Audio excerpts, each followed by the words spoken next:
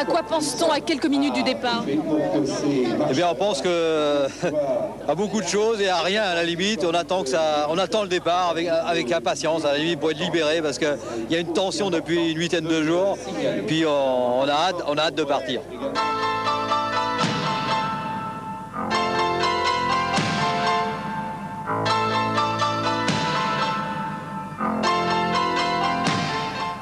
On arrive à se concentrer? Oh, la concentration, vous savez, je pense qu'on a le temps pendant les 520 km. Hein. Là, on part pas pour un 100 mètres. Bon, là, il y aurait pour 100 mètres une concentration importante, mais là, aux 520 km, il n'y a pas le feu. Hein. Attention! 2, 1!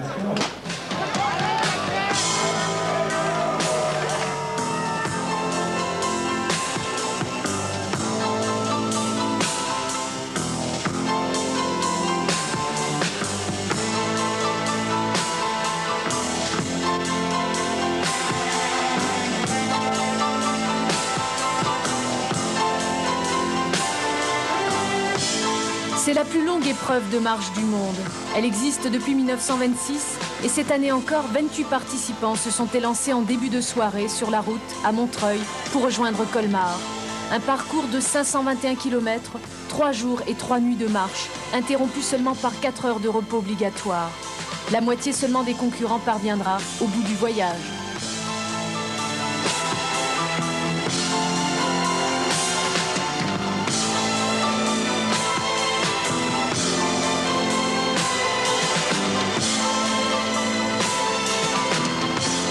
Comment s'est passée cette première nuit? Très très bien. On a marché en petit peloton avec Roger Cumeneur, Adrien Felpin et puis le Belge Van den Doel. C'était bien sympathique, on s'est bien amusé. Et puis après, arrivé autour du château de Thierry, je commençais à avoir mal aux jambes à marcher à un rythme qui n'était pas le mien. Et puis maintenant, je préfère marcher à ma cadence. À chaque fois, les 100 premiers kilomètres sont avalés comme s'il s'agissait d'une simple promenade de santé, ou presque. Le champenois Jean-Claude Gouvenot, vainqueur en 1984, est une fois de plus en tête aux portes d'Épernay, sa ville. On lui en fait souvent le reproche, l'accusant de gaspiller inutilement ses forces dès le départ. Vous mettez un point d'honneur à être toujours en tête dès qu'on approche d'Épernay. C'est une habitude? Absolument pas. C'est un concours de circonstances, mais non. Quand l'épreuve se disputait dans le sens Strasbourg-Paris, l'équivalent d'Épernay, c'était Metz. Et j'étais déjà en tête. Mais pourtant, j'ai aucun intérêt particulier à passer en tête à Metz. Il se trouve que je suis un des marcheurs le plus rapide sur 200 km. En marchant de ma main, je me retrouve en tête naturellement, c'est tout.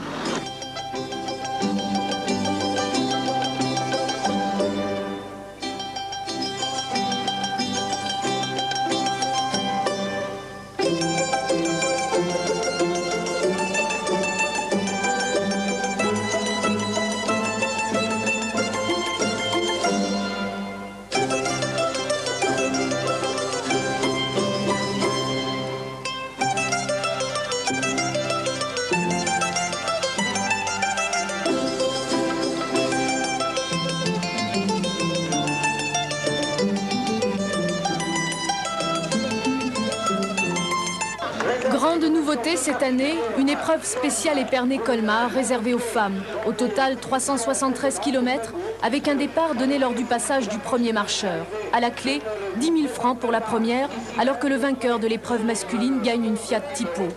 Les marcheuses, depuis quelques années, n'avaient pas d'autre choix que de se mesurer aux hommes. Aujourd'hui, elles ont leur course. C'est bien parce qu'on va bénéficier des infrastructures d'arrivée. Et puis on sera dans le peloton de tête, donc on ira plus de monde autour de nous, tandis que moi j'étais assez seule derrière. Enfin, d'année en année, ça allait de mieux en mieux, j'étais moins loin, mais sinon on était vraiment seuls. Puis toujours à la limite d'être éliminé, c'était donc angoissant, quoi.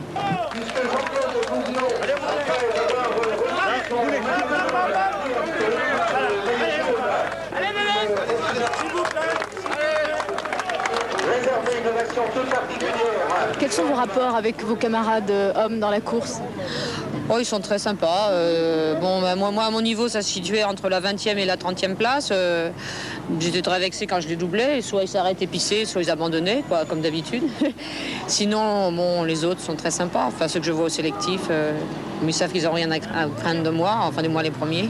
Est-ce que ça ne vous paraît pas curieux que l'épreuve féminine soit dotée de prix moins intéressants? Oh, bah, c'est toujours comme ça, hein. Déjà, on a des prix, c'est déjà bien. Mais oui, c'est pas normal. Mais enfin, ils ont fait déjà un énorme effort pour les femmes cette année. Ça s'améliorera l'année prochaine, j'espère. Roger Kemener passe pour la dernière fois à Chalon-sur-Marne. La dernière compétition internationale en espérant de remporter le Paris-Colmar 1989. Roger Kemener, 6 fois vainqueur du Paris-Colmar, tente l'impossible avec son Paris 1 fantastique, remporté 7 fois le Paris-Colmar. Combien de personnes accompagnent votre mari? 25. C'est suffisant? Oui, quand même. Mais il arrive à les crever tous. Alors, c'est une organisation énorme. Comment vous organisez pendant ces 3 jours et ces 3 nuits? Chacun a une fonction et on doit surtout respecter le temps qu'on doit faire parce que le dernier jour est terrible. Il est très dur pour toute l'équipe, surtout la dernière nuit. Vous avez 12 personnes qui sont uniquement pour tenir le pépin, marcher à côté de lui, le changer. Et nous sommes, nous, 5 dans le camping-car derrière lui, où on ne fait que le manger, et le ravitailler, le changer, et lui fournir les affaires. Et vous notez tout sur un carnet, vous consignez tout? Oui, parce qu'arrivé à un moment donné, on perd aussi le temps exact des choses et on pourrait lui en donner trop rapidement. Alors, qu'est-ce que vous notez, par exemple? Vous notez les heures de repas, quand vous le changez, qu'est-ce que vous notez? On note tout, le change, s'il fait pipi, s'il fait caca, si ça fait longtemps qu'il n'a pas fait. On donne les vitamines, parce qu'il faut donner des vitamines sur des distances comme ça. Et le repas, tout, parce que sinon, on donnerait beaucoup trop souvent. Vous pouvez le pousser très loin, finalement. C'est vous qui, en fait, pouvez l'arrêter ou lui dire de continuer. Ah, qu'est-ce que c'est, ça? Ça, c'est parce qu'il est temps qu'il boive ou qu'il mange.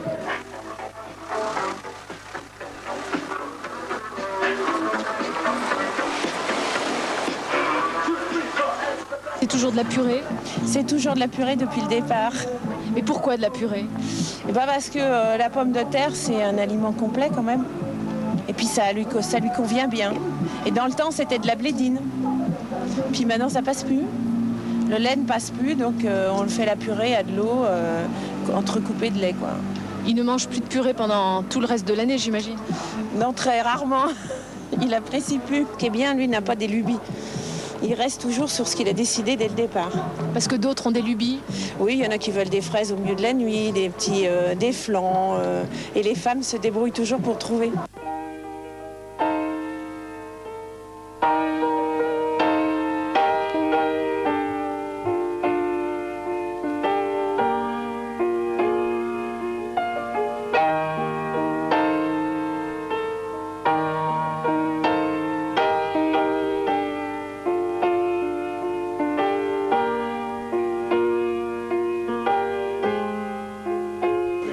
Non, c'est terminé, c'est pas la peine d'assister. On se fait filmer pour derrière, on est des rigolos. On arrête, c'est tout. C'est pas la peine. Non, soyez gentils, ça sert à rien. Il était blessé au départ. Là, il a quoi, là? Il a des problèmes au niveau des épaules et tout ça, donc il avait une petite déchirure musculaire et tout ça. Ouais. Donc c'est pas la peine d'assister. C'est complètement ridicule. Bon, allez, vous venez à la voiture, c'est pas...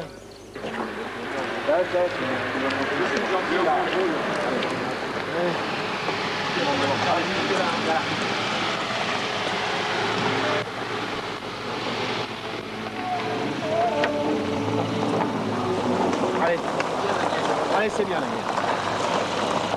gars. Allez, il y en a 2 qui montent encore derrière, là.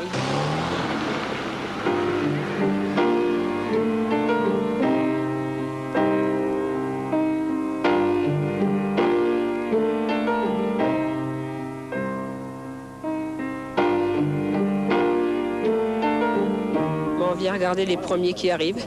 Toujours passionnant. Tous les ans, on vient. Vitry-le-François, Saint-Dizier. Vous êtes des mordus, des vrais? Ah oui. On aime bien les suivre tous les ans.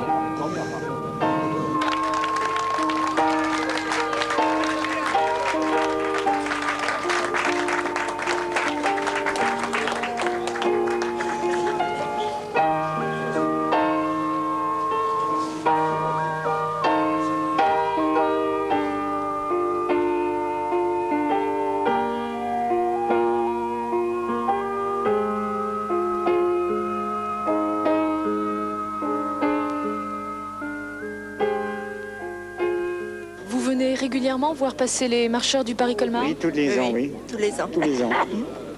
Qu'est-ce qui vous plaît dans cette épreuve? Pour les encourager, c'est normal. Hein. Ils ont du mérite quand même. C'est vraiment un sport S'il n'y avait personne, très, très alors dur. pour eux, ça serait quand même pas encourageant. Hein. Allez, repose-toi.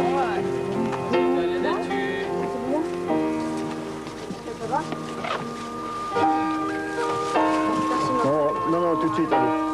Il y a que 2 heures de repos. Vu l'effort que cela représente et plus de 500 km, c'est impressionnant et je trouve qu'on devrait en parler beaucoup plus dans les médias. Hein, parce qu'on parle beaucoup du football, d'autres sports, mais là, c'est des gars qu'il faut admirer quand même. Hein.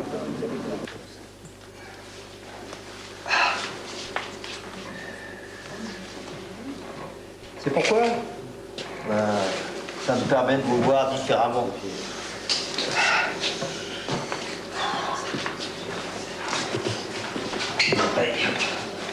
On voit un podologue qui nous... Tu veux regarder les pieds, s'il te plaît? Oui.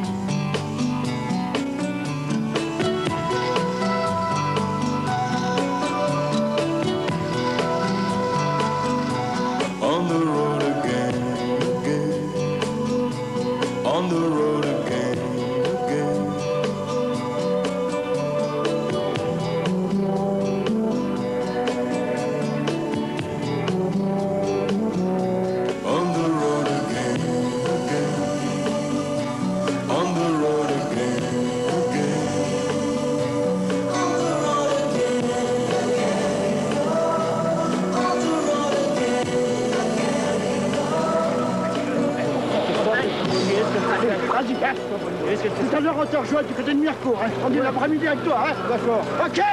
Allez, là, allez, là.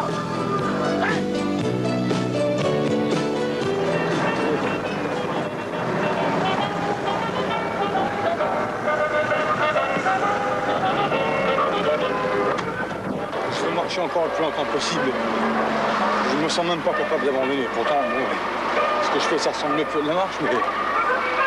Je pourrais pas abandonner. Si le médecin m'arrête, il m'arrêtera, mais je ne pourrais pas abandonner. D'ailleurs, j'abandonne jamais, je suis contraint à le rendre.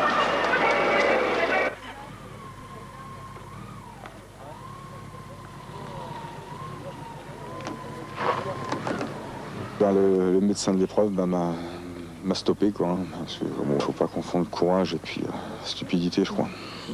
Bon, je suis surtout déçu pour mes accompagnateurs, quoi. Hein.